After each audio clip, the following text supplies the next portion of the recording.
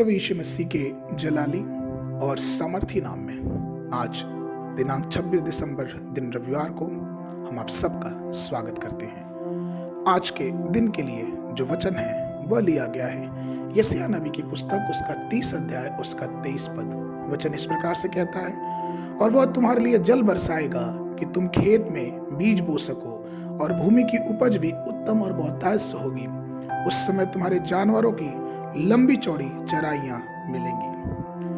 परमेश्वर हमको आशीष देता है, वह निश्चित रूप से अपने लोगों को बढ़ोतरी देता है। परमेश्वर हमारा देने वाला परमेश्वर है। अगर हम बाइबल से अगर हम देखें तो हम पाते हैं कि परमेश्वर ने इब्राहिम को आशीष दिया था, और यही कारण है कि अगर हम दुनिया में बड़े बड़े महान अगर वैज्ञानिकों के बारे में देखें, जैसे कि अगर हम आइंस्टाइन के बारे में देखें, जो वैज्ञानिक की दुनिया में सबसे महान सबसे बुद्धिमान पुरुष जाना गया, जिसने परमाणु के सिद्धांत की खोज की और उसकी पुष्टि भी की। उसकी बुद्धिमत्ता की बातें पूरी दुनिया में होती है, और वो एक यहूदी था।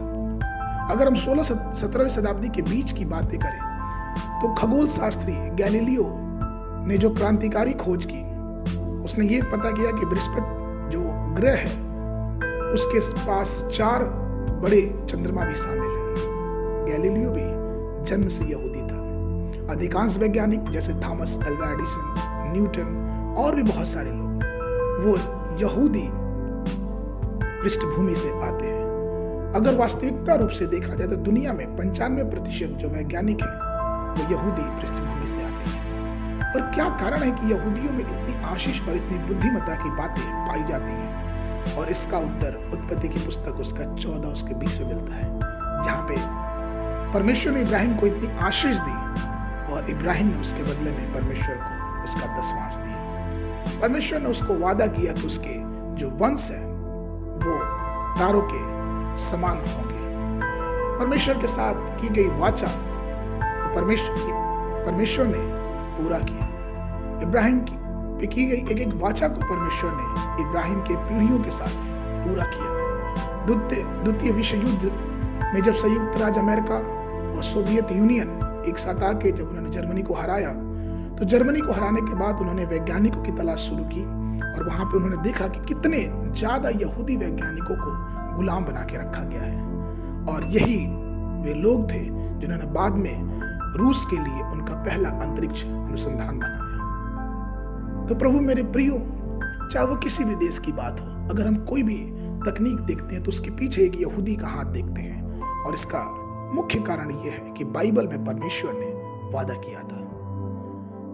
आज के दिन हमें बताने में बहुत खुशी होती है कि आज भी हमारा परमेश्वर उदारता से देने वाला परमेश्वर है। उसने अपने इकलौते पुत्र को दे दिया ताकि हमारा उद्धार हो, हमें अपने पापों से क्षमा मिले, हमें अपने पापों से छुटकारा मिले, और वह खुद अपने आप को कलवरी के क्रूस पे दे दिया कि उसके मारे जाने से हमारा और आपका उद्धार होने पाए। इसलिए आइए, जब उसने अपने प्राणों को हमारे लिए नहीं रख छोड़ा, तो हम भी अपने जीवन को संपूर्णता से उसके हाथों में दे दें।